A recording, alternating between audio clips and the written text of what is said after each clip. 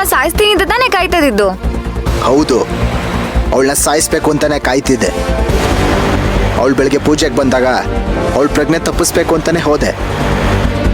ಆದರೆ ಆಗ ಇಷ್ಟೊಂದು ಕಷ್ಟಪಡಬೇಡ, ನನ್ನಿಂದ ನಿನಗೇನು ತೊಂದರೆ ಆಗಲ್ಲ.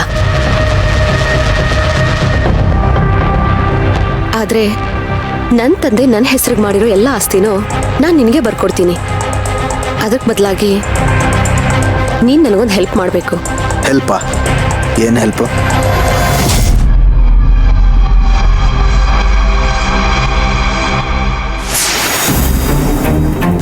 ಹೌದಾ? ಹಾಗಿದ್ರೆ ಸೇವಂತಿ ಅರ್ಜುನ್ ಭಾವಂಗೆ ಡಿವೋರ್ಸ್ ಕೊಡೋಕೆ ನಿರ್ಧಾರ ಮಾಡಿದಳ? ಇಲ್ಲ, ಅರ್ಜುನ್ ಅಣ್ಣನೇ ಸೇವಂತಿಗೆ ಡೈವರ್ಸ್ ಕೊಡೋ ಥರ ಪ್ಲಾನ್ ಮಾಡ್ತಾ ಇದ್ದೀವಿ. ಏನ್ ಅಶ್ವಿನ್ ಇದು? ಕನ್ಸ ನನ್ಸ ಅಂತ ನನ್ಗೆ ಡೌಟ್ ಆಗ್ತಿದೆ.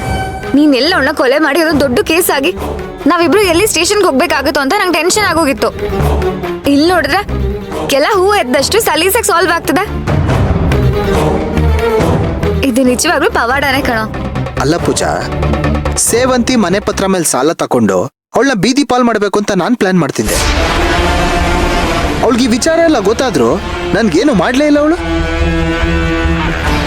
ಈ ವಿಚಾರನ ಮುಚ್ಚಿಡಕ್ಕೋಸ್ಕರ ಅವಳು ಮಾಡ್ತಿರೋ ಆಫರು ನಮ್ಮ ಪ್ಲಾನ್ಗಿಂತ ಸೂಪರ್ ಆಗಿಲ್ವಾ? ಹೌದು ಕಣೋ, ಇದಂತೂ ಬೆಸ್ಟ್ ಆಫರ್. ಹಾಲ್ ಸಾಯುತ್ತೆ ಆದ್ರೆ ಕೋಲ್ ಮುರಿಯಲ್ಲ. ಇದು ಸಖತ್ತಾಗಿರೋದು ಅಂದ್ರೆ.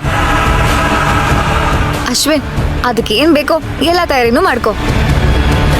ನನಗೆ ಆಗ್ತಿರೋ ಖುಷಿಲಿ ನಂಗೆ ಡಾನ್ಸ್ ಮಾಡ್ಬೇಕು ಅನಿಸ್ತದೆ. ಈ ಖುಷಿನ ನಾನು ಇವತ್ತು ಸೆಲೆಬ್ರೇಟ್ ಮಾಡಬೇಕು. ಅಶ್ವಿನ್, ನೀನ್ ನಂಗೆ ಪಾರ್ಟಿ ಕೊಡಿಸ್ಬೇಕು. ಕೊಡಿಸ್ತೀನಿ. ಅದಕ್ಕೂ ಮುಂಚೆ ಮೀರನ ಹತ್ರ ಒಂದು ಇಂಪಾರ್ಟೆಂಟ್ ವಿಷಯ ಮಾತಾಡಬೇಕು.